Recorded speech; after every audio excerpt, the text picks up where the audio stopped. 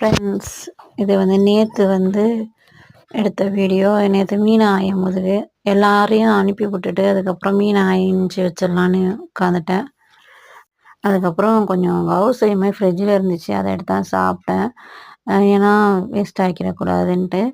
மாவு இருந்துச்சு, அதை மறுநாள் பெய்மோ பண்ணிக்கலாம் அப்படின்ட்டு.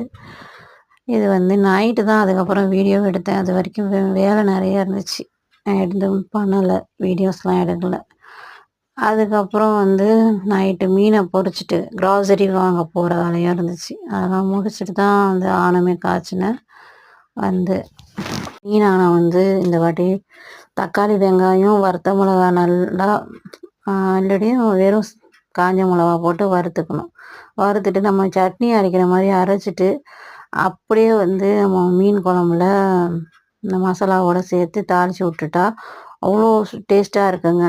நீங்களும் ஒரு வாட்டி ட்ரை பண்ணி பாருங்கள். என் பையனே முதல்ல மீன் குழம்புனா அவ்வளோ சாப்பிட மாட்டான். ரொம்ப நல்லாயிருக்குன்னு சாப்பிட்டாங்க.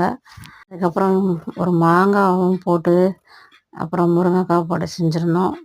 ஹஸ்பண்டுமே கம்பெனியில் யாரும் வீட்டில் இருந்து மாங்காய் கொடுத்தாங்கன்னு எடுத்துகிட்டு வந்தாங்க, அதை தான் போட்டிருந்தேன். அவ்வளோ டேஸ்ட்டாக இருந்துச்சு, அல்ஹம்துலில்லாஹ்.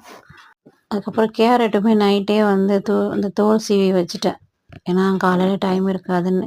என் மகளும் ஃபஜர் தொழுதுட்டு அவங்க தர்ஜுமாலாம் பார்த்துட்டு இருந்தாங்க. அதுக்குள்ளே டிஃபனை ஃபுல்லாக பேக் பண்ணிட்டேன்.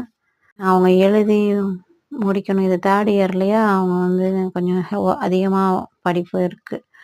அவங்களுக்காகவும் துவா கேளுங்க, நல்ல முறையில் சிறந்த முறையில் அவங்க படித்து முடிக்கணும்னு. ஏன்னா உஸ்தாத் சொல்லுவாங்க, வயசு பிள்ளையாக இருக்கும் போது படிக்கிறது சின்ன பிள்ளையில பச்சை மரத்தில் அடிக்கிற ஆணி மாதிரின்ட்டு. இதுவே வயசானதுக்கப்புறம் படித்தா அது ஒரு முத்தின மரத்தில் ஆணி அடித்தா இறங்குறது ரொம்ப கஷ்டமாக இருக்கும் அப்படின்ட்டு.